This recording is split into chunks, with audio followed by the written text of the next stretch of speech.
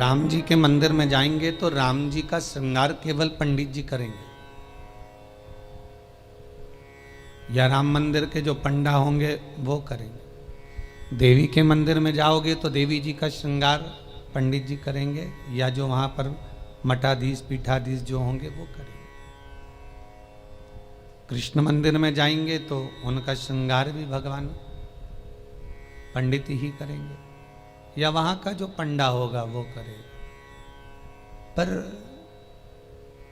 पूरी दुनिया में केवल एक देव महादेव ही एक ऐसे हैं कि जिस मंदिर में जाओ लोटा भर के पानी चढ़ाओ और तुम्हारी मर्जी पड़े जैसा श्रृंगार करे। शंकर कहीं भेदित नहीं है, शिव कहीं भेद नहीं।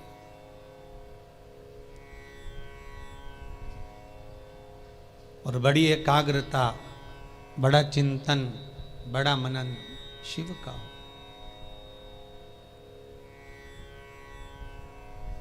सब दूर जाकर झोली फैलाकर कहना पड़ेगा कि हमको ये दे दीजिए। शंकर के पास जाकर झोली फैलाकर कहना नहीं पड़ेगा कि हमको दे दीजिए। केवल अगर आप शंकर के चरणारविंद तक पहुँचे हो या शिव महापुराण तक कभी भूल से भी आप पहुँच गए हो तो ये आप आने वाले नहीं हो, आपकी सामर्थ्यता नहीं है कि आप शंकर के करीब पहुँच जाएं, शिव महापुराण तक पहुँच जाएं। ये तो स्वयं शंकर को कोई करुणा करना होगी, शंकर को कोई दया करना होगी, कुछ कृपा करना होगा। इसलिए बाबा ने आपको बुला लिया, बाबा ने आपको दर्शन दे दिया। वो शिव कर सकते।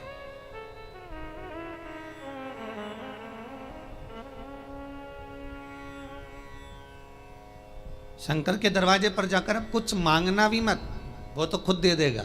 बस जाकर बोल देना कि बाबा ऐसी बात है।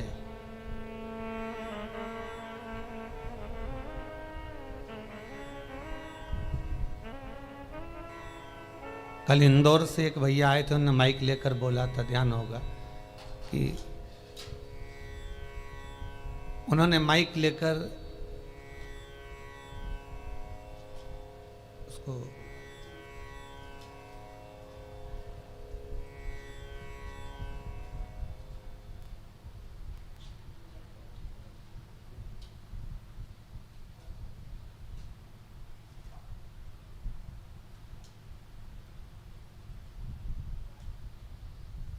माइक लेकर बोला था कि भाई बाबा छोटा सा बालक है, आईसीयू में पड़ा हुआ था, पर भगवान शिव की करुणा ऐसी हुई, उसने कोई उपाय ऐसा कर लिया कि बालक आईसीयू से भी हट गया और यहाँ वो लेकर भी आ गए। आपकी उपासना, आपका भजन, आपका कीर्तन, आपका नाम जाप, आपका स्मरण कभी खाली नहीं जाता, कभी नहीं। वो भक्ति के एक पन्ने पर लिखा हुआ है।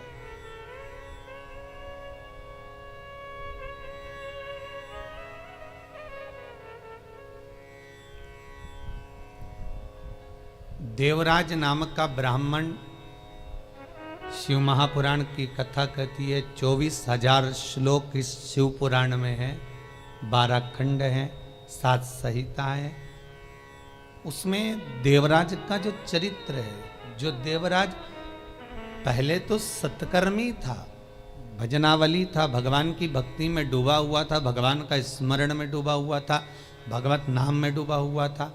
पर वही देवराज भगवत कर्म से वंचित हो गया केवल संगत के कारण। निवेदन है, ताली, थाली और प्याली, ये 3 मित्र मनुष्य को बर्बाद कर देते हैं।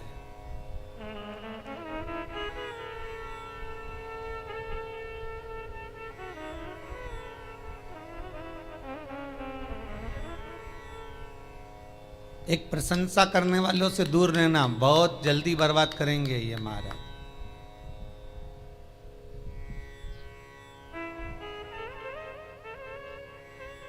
बहुत जल्दी हरा सकते हैं आपको। फिर थाली मित्र होटल में खिलाने वालों से सावधान रहना, पहले अपना पैसा खर्च करके तुम्हें खिलाएंगे, फिर पूरा चूना तुमको लगा जाएंगे। तीसरा है प्याली मित्र। मित्र को पीना याद नहीं है, अपने पैसे से पीना सिखाएंगे, फिर उसके पैसे से पूरी जिंदगी पिएंगे। ताली, थाली, प्याली, ये तीन मित्र बर्बाद करने वाले हैं। इन मित्रों से बचना बहुत कठिन है महाराज, बहुत कठिन। और अभी जो समय चल रहा है, कलयुग का जो प्रथम चरण चल रहा है, इसमें अगर कोई अच्छा बताने वाला होगा ना, रोकने वाला होगा ना, सतमार्ग बताने वाला होगा, कोई आपको गलत मार्ग से हटाने वाला होगा, तो वो बुरा लगता है।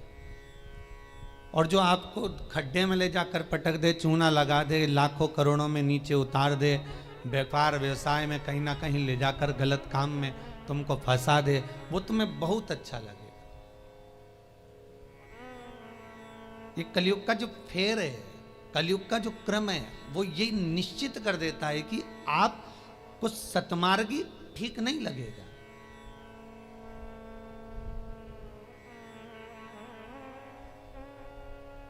इस व्यासपीठ से कितने उपाय बताए जाते हैं, हर चीज का उपाय है और लोग कर भी रहे हैं और फायदा भी है, पर उस उपाय को कई लोग ऐसे हैं कि करते ही नहीं है।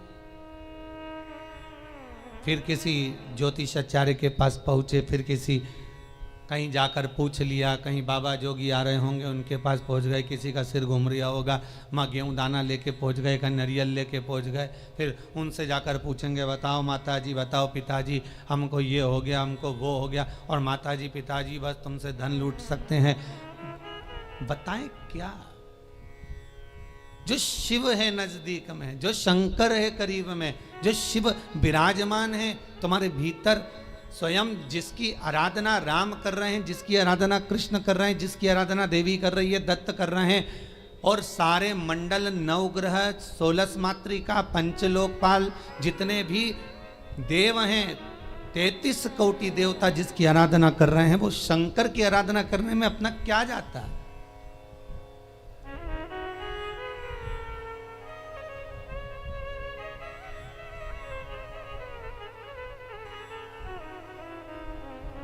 स्वयं भगवान कृष्ण को जब पूतना दूध पिलाने के लिए आई और विष पिलाने के लिए पूतना आ गई, तब भगवान कृष्ण दूध तो पी लिया, पर जब विष पीने का समय आया तो भगवान कृष्ण उसी समय पर शंकर भगवान को याद करते हैं। भोलेनाथ जी आओ। शंकर भगवान ने पूछा क्यों कृष्ण? कन्हैया जी कहते हैं दूध तो मैं पी सकता हूं, पर विष पीना मेरी सामर्थ्यता नहीं है, इसलिए आप मेरे गले में आकर बैठ जाओ। भगवान शंकर भगवान कृष्ण के गले में आकर बैठ गए और सारा विष पूतना का पी गए। स्तनों का जो विष था जब शंकर भगवान पिए तो शंकर भगवान को भी चक्कर आ गए। चक्कर आकर नीचे की ओर भगवान गिरे। तब भगवान कृष्ण को लगा करूं क्या? भगवान ने एड़ी का प्रहार करा और मानसी गंगा को प्रकट करा। गंगा का जल शंकर भगवान पर चढ़ाया, तब जाकर भगवान शिव के चक्कर मिटे। इसलिए आज भी उस मंदिर का नाम चकलेश्वर महादेव है।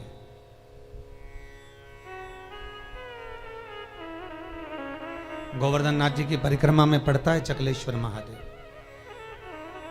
भगवान को स्वयं चक्कर आ गए। इतना विषैला विष, इतना प्रबल विष शिव धारण करे तो क्या? कृष्ण, राम, दत्त जितने भी हैं सब भगवान शंकर से ही ले सकते हैं, शिव से।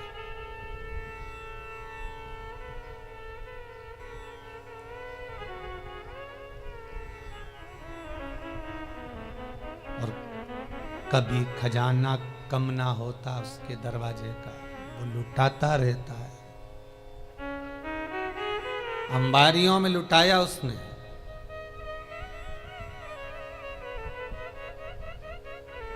जब विदर्भ राज भीष्मक की कन्या रुक्मणी ने भगवान कृष्ण को वर्ण किया,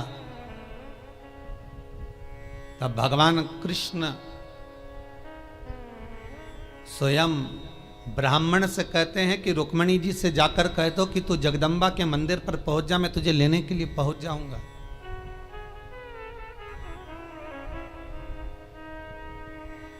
क्योंकि भगवान कृष्ण जानते हैं एक शंकर का मंदिर और एक देवी का मंदिर, ये दो मंदिर के दरवाजे कभी बंद नहीं होते, कभी बंद नहीं। देवी मां है, मां अगर रात को भी सो रही है और बच्चे की आहट सुनाई दे जाए तो मां जाग जाती है। माता का दरबार, माता का मंदिर कभी बंद नहीं होता। हाँ, माता जी का श्रृंगार वगैरह थोड़ा बहुत करना हो तो भले थोड़ी देर बंद कर दे, पर माता का मंदिर बंद नहीं होता। कभी जाना वैष्णो देवी, रात भर दर्शन चलते हैं। कभी जाना देवास की टेकरी, रात भर दर्शन चलते हैं। कभी जाना मैयर, कभी बिजासन। तुम जितने देवी के मंदिर में जाओगे, चाहे मनसा जाओ, कामाख्या जाओ, चाहे चिंतपूर्णी, नैना, ज्वाला, सारे मंदिरों में रात भर दर्शन होते हैं। क्यों? क्योंकि माँ अपने बच्चों को जागता हुआ देखती है तो माँ सो नहीं सकती। एक जगदम्बा और एक शंकर। शंकर का मंदिर भी कभी बंद, हाँ ये चोरों से बचाने के लिए भले मंदिर में ताला लगा दिया जाए, पर शिव का मंदिर भी बंद नहीं होता। तो शंकर का मंदिर क्यों नहीं बंद होता? तो शंकर भगवान की कथा कहती है क्योंकि शंकर शमशान में निवास करते हैं। शमशान का गेट काहे को बंद करेंगे? वहां कौन आ रहा है? वहां तो कभी भी आ सकते।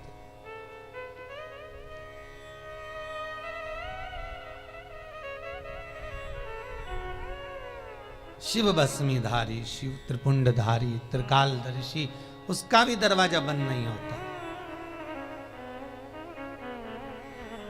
कोई शंकर से पूछे कि तुम कितनी बजे सोते हो? भगवान शंकर से कोई पूछ ले या माता रानी जगदम्बा भवानी से कोई पूछ ले तुम सोते कब हो? चलो वो भी जाने दो, तुम घर की माँ से पूछ लेना, माँ तो कितनी बजे सोती है? जरा सी बच्चे की आहट आई जग जाए। भले बच्चा छोटा है तब की भी बात जान दो। बच्चा अगर बड़ा भी हो गया ना, कॉलेज भी पढ़ रहा है, हो बच्ची नौकरी वोकरी भी करने की तैयारी कर रहा हो या नौकरी कर भी रहा हो ना, तो भी माता का हृदय माता का होता है।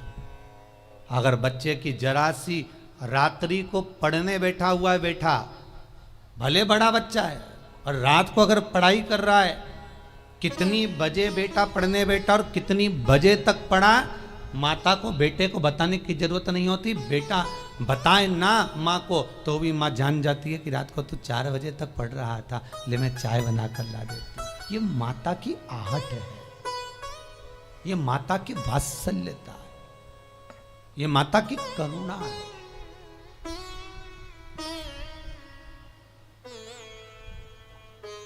और बेटे का यदि मुख उतरा हुआ हो तो माँ जान जाती है कि आज कोई बात है, पूछेगी क्या हुआ, कुछ नहीं, कुछ तो है।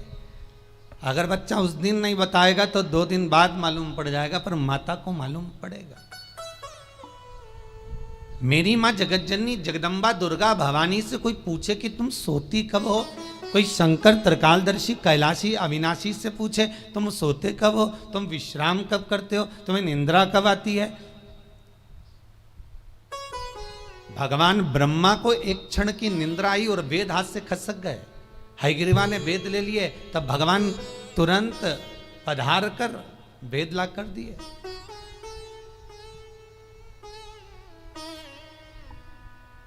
भगवान विष्णु 4 महीने के लिए सोते हैं।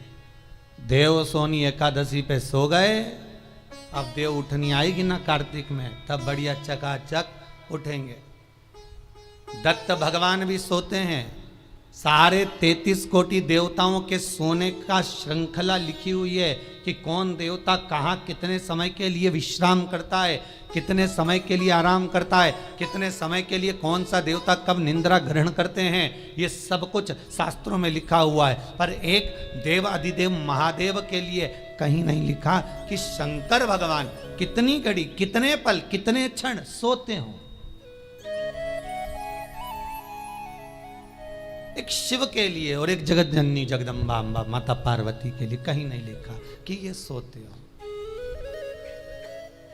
गणेश जी का भी विश्राम लिखा है कि गणेश जी भी विश्राम करते हैं। कार्तिकेय का विश्राम लिखा है, कार्तिकेय विश्राम करते हैं। शंकर भगवान की कन्याएं जया, विषहरा, शामरीवारी, दोतली, देव, इनका भी लिखा है, इनका भी वर्णन लिखा है। जया, विषहरा, शामरीवारी, दोतली और देव, ये पांचों कन्या शाम को ठीक प्रदोष काल के समय पर विश्राम ले लेती है। इसलिए प्रदोष काल के समय, जैसे सूर्य अस्त होने का जब समय आने लगता है, प्रदोष काल जब आने लगता है, तब शंकर जी के ऊपर जो जलाधारी लगी रहती है, जिसमें से बूंद बूंद पानी गिरता है, वो जलाधारी को हटा दिया जाता है।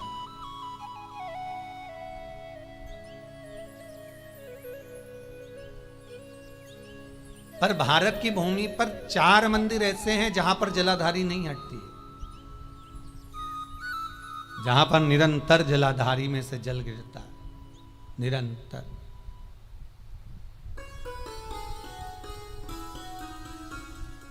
प्रदोष काल के समय जया, विषहरा, शामरीबारी, दोतली जो शंकर भगवान की कन्या है, ये भी विश्राम कर लेती है। अशोक सुंदरी, शिव की पुत्री, ये भी विश्राम कर लेती। पर अगर विश्राम नहीं करते तो शिव, किसी ने पूछा सारी दुनिया आराम करती है, आप विश्राम करते हो, क्या मतलब है ये? शंकर भगवान कहते हैं मेरे कंठ पर भरा है विष, दिन भर लेता हूं राम का नाम, दोनों को मिला दो तो हो गया विश्राम। शिव विश्राम भी कर रहे हैं तो वो वाला विश्राम नहीं कि कहीं पलंग पर, कहीं सैया पर, कहीं जाकर सो गए, आराम कर लिया, या तकिया लगाकर सो गए। भगवान राम का दर्शन करोगे तो सोते हुए दर्शन मिल जाएगा, कृष्ण का करोगे तो सो रहे हैं रुक्मणी जी चरण दबारी, श्री जी बाबा का करोगे तो ठाकुर जी सो रहे हैं, श्रीमद वल्लभाचार्य जी चादर उड़ा रहे हैं, सारे देवताओं का दर्शन करोगे आपको तो मिल जाएगा। पर शंकर का सोता हुआ फोटो कहीं मिल जाए आपको कि वो विश्राम कर रहे हैं और कोई उनके चरण दबा रहा हो या कोई उनका चरण डोला रहा हो, तो वो बहुत कठिन।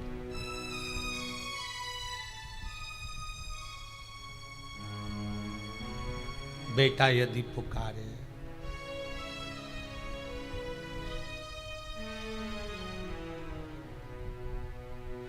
एक वो पहले एक भजन चलता था, वो बेटा जो पुकारे माँ को आना चाहिए, ऐसा कुछ था उसमें। बेटा जो बुलाए माँ को आना चाहिए,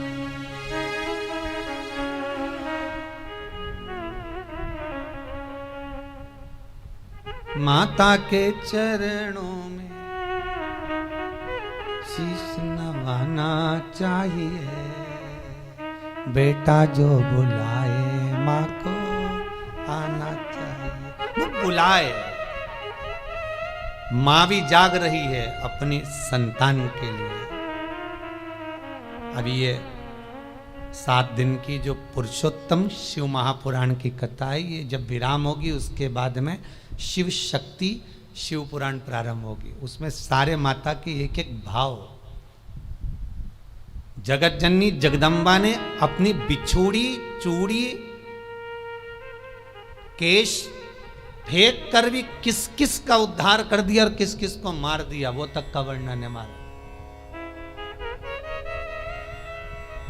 नवरात्र में अपन सुनेंगे कथा।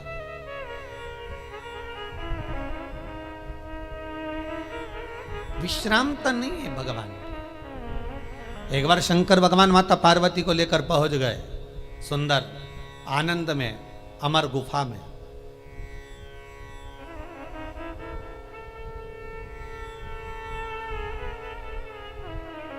जिस अमर गुफा में शंकर पार्वती जी को अमर कथा सुना है, केवल पार्वती को नहीं, केवल माता पार्वती को अमर कथा नहीं सुनाई है भगवान शंकर ने अमर गुफा में। भगवान के साथ में पार्वती के जितने अवतार हुए, कमला बनी, तारा बनी, धूमा बनी, बगला बनी, मातंगी बनी, मनसा बनी, नैना बनी, चिंतपूर्णी, ब्रह्मचारिणी, कुष्मांडा, कल्याणी, जितने भगवान के अवतार हुए। शंकर जी की शादी कितने बार हुई है? 51 बार। और ये पार्वती के साथ में 52वें नंबर की शादी है।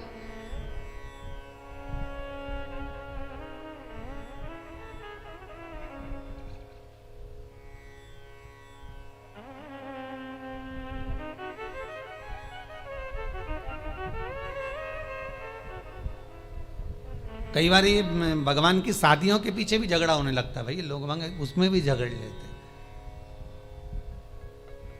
एक गांव में एक पंडित जी कथा करने आए, उन्होंने सुंदर महाभारत सुना दी, सुनाई तो उसमें सब अच्छा अच्छा सुना दिया, द्रौपदी का चरित्र भी कह दिया, 5 पति थे, ऐसा था वैसा था। इतने में पंडित जी जाने लगे कि आज महाभारत समापन हो गई, चलो सब दूर से दक्षिणा इकट्ठी कर लाऊं, जजमान के घर जाऊं। पटेल साहब क्या गए, पटेल साहब राम राम। पटेल साहब बोले सीताराम जी। आओ पंडित जी बैठो। अब पंडित जी तो बैठ गए, खटिया लगा दी, पटलन गोबर से लीप रही थी, पटेल साहब बैठे थे, हुक्का धुन रहे थे। हुक्का धुनते धुनते बोले, पंडित जी तुमने कई कथा सुनाई महाराज, हमारा मन चोखा कर दिया, हमारा मन चोखा कर दिया, पर जय कथा तुम पहले सुना देते ना, तुम्हारी जिंदगी संवर जाती। तो पंडित जी ने हाथ जोड़ के कहा, पटेल साहब ऐसा क्या कथा में से ले लिया तुमने? अरे पंडित जी, जैसे वो युधिष्ठिर, अर्जुन, नकुल, सहदेव, भीम सब जुआ खेल रहे थे, ने हार गए, उनके पास हारने का कुछ नहीं था, तो उन्होंने अपनी पत्नी के लगा दिया। मैं भी एक बार हार रहा था, मेरे को क्या मालूम था, ने पटलन के लगा दिया था।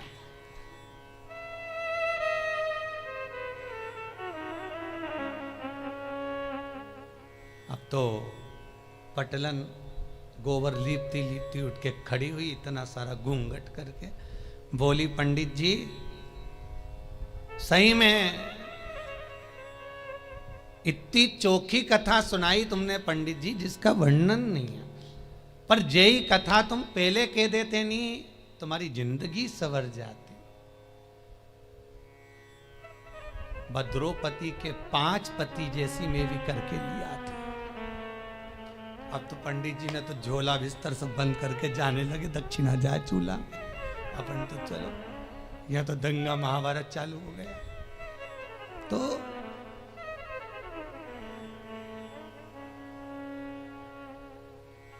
केवल पार्वती को अमर कथा नहीं सुनाई जा रही है, शिव महापुराण की कथा कह रही है, पार्वती अकेली कथा नहीं सुन रही है। पहले जितने भगवान शंकर के साथ में पार्वती के अवतार हुए हैं, जन्म हुए हैं, हर जन्म में पार्वती शिव के साथ अमर गुफा में कथा श्रवण करने के लिए गई। हर अवतार में, चाहे उमा हो, महेश हो, हर अवतार।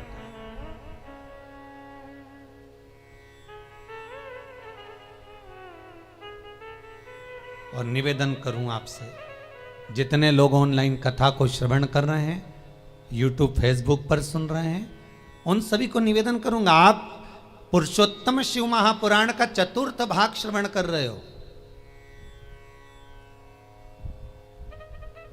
ये 4th भाग का पहला दिन है। आप अगर पूरी कथा को श्रवण कर रहे हैं, सावन से सुन रहे हैं, भादो से सुन रहे हैं, जितने भी समय से आप कथा सुन रहे हो, वो आपकी मर्जी है। पर शिव महापुराण की कथा कहती है कि जैसे पार्वती बार बार जन्म ली है और जन्म लेकर अमर गुफा में कथा श्रवण करने के लिए गई है, शिव महापुराण की कथा कहती है जो एक बार एकाग्र चित्त मन से शंकर की कथा को सुनता है, ये इसका एक जन्म नहीं, ना जाने कितने जन्म का पुण्य इसका प्रबल होता है, तब जाकर ये शंकर की कथा को श्रवण कर पाता, तब ये शिव का अनुमोदन कर पाता। कितने जन्म, 84 लाख योनियों में 20 लाख योनि तो ये पेड़ पौधे की है। कभी गुलाब का पौधा, कभी गेंदा का फूल, कभी गोभी का पौधा, कभी कद्दू का, कभी लौकी का, कभी भिंडी का, कभी दूबा, कभी घास, कभी खाकरा, कभी आम, कभी आंवला। इसका भी क्रम समझ लेना। छोटे से छोटे नल्ली के पास में बने हुए कीट से लेकर आंवले का वृक्ष, बड़ का वृक्ष, पीपल का वृक्ष, जब तक पहुंचते हैं समझ लो कई योनियां तो हमने काट चुके हैं। ये आंवले का पौधा देखो, कहीं तुलसी का पौधा देखो, कहीं बड़ का पौधा देखो, तो समझ लेना इनकी 20 लाख योनियों में से कम 18 लाख योनि ये काट लिए, तब जाकर ये पीपल और बड़ और आंवला बने।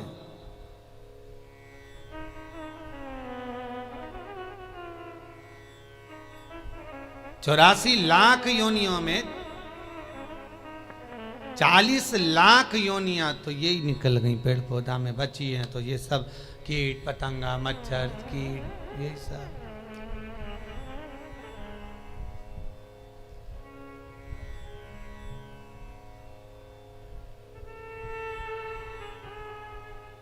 अब एक ये कोरोना महामारी हो गई, ये 84 लाख योनि में नहीं है, ये कहीं अलग से ही आ गई। ये जो जीव जंतु है,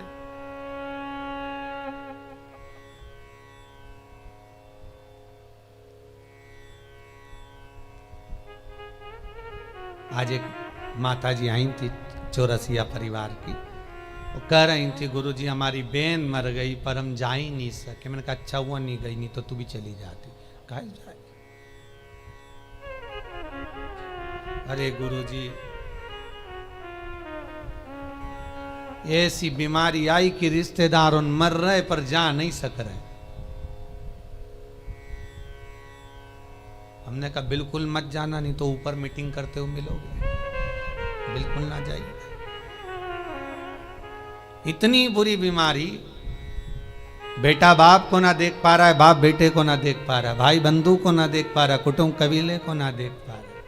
और तो और जब मर गया तो 13वें का भोजन खाने बामन भी नहीं आ रहा है। कितना विचित्र है।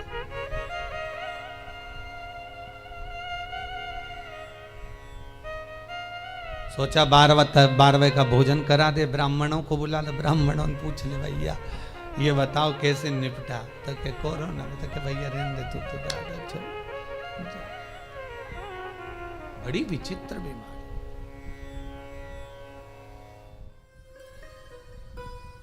और मान लो बहुत ज्यादा दुख है, बहुत ज्यादा तकलीफ है, बहुत कष्ट है, तो फिर विष्णु पुराण का एक उपाय जरूर कर देखना।